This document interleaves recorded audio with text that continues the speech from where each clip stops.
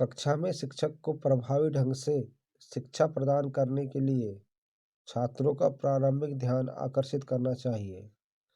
इस मामले में सीखने के कौन से नियम लागू होते हैं? तत्परता का नियम। गैगने के अधिगम सिद्धांत में निम्नलिखित में से कौन सा पदानुक्रम स्तर नहीं है? समस्या विकास पदानुक्रम स्तर नहीं है गैने के सिद्धांत में। अधिगम का क्षेत्र सिद्धांत प्राथमिक रूप से व्यवहार का उद्देश्य पर जोर देता है। व्यवहार का उद्देश्य पर जोर देता है। अधिगम का क्षेत्र सिद्धांत प्राथमिक रूप से। अधिगम सिद्धांतों और उनके प्रस्तावकों के नाम दिए गए हैं। संबंधवाद थॉर्नडाइक। संबंधवाद का सिद्धांत किसने दिया? थॉर्नडाइक ने। अधिगम गेस्टाल्ट सिद्धांत कोहलर ने दिया।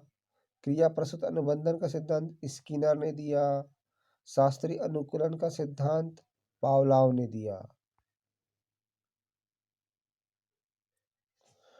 संयोजनवाद और प्रयास और त्रुटि द्वारा अधिगम के सिद्धांत को किसके द्वारा दिया गया?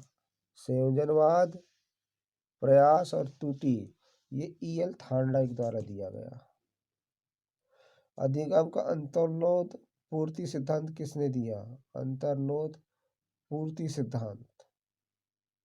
अधिगम का अंतर्नोद पूर्ति सिद्धांत किसने दिया?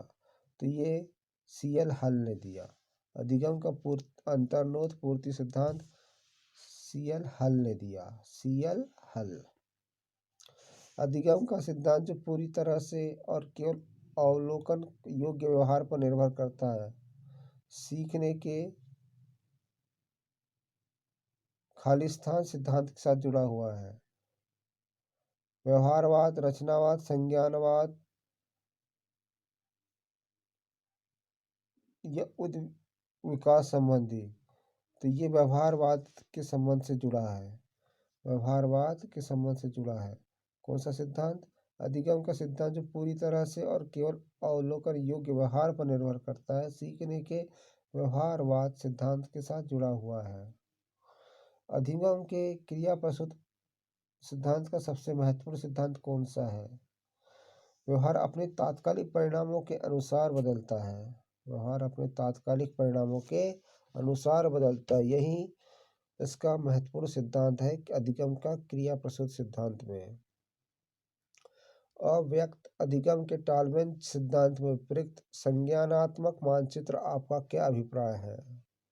बच्चों में शारीरिक और मानसिक विकास के मानचित्र, बच्चे की वृद्धि के मानचित्र, एक विकासात्मक आधार का आंतरिक प्रतिनिधित्व, लक्ष्य प्राप्त करने के लिए बच्चों द्वारा पालन की जाने वाली दिशा।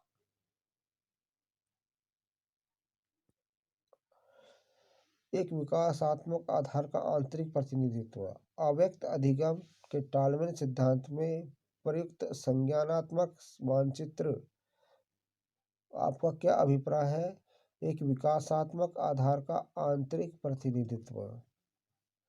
यह कहा जाता है कि सीखने की समझ के लिए आंतरिक प्रक्रियाओं का ज्ञान महत्वपूर्ण है। सीखने के किस सिद्धांत ने इसे तैयार किया है? तो आंतरिक प्रक्रियाओं का ज्ञान महत्वपूर्ण है। सीखना तो संज्ञानात्मक सिद्धांत कहलाएगा। आंतरिक प्रक्रियाओं का ज्ञान महत्वपूर्ण है सीखने के लिए, तो संज्ञानात्मक सिद्धांत कहलाएगा।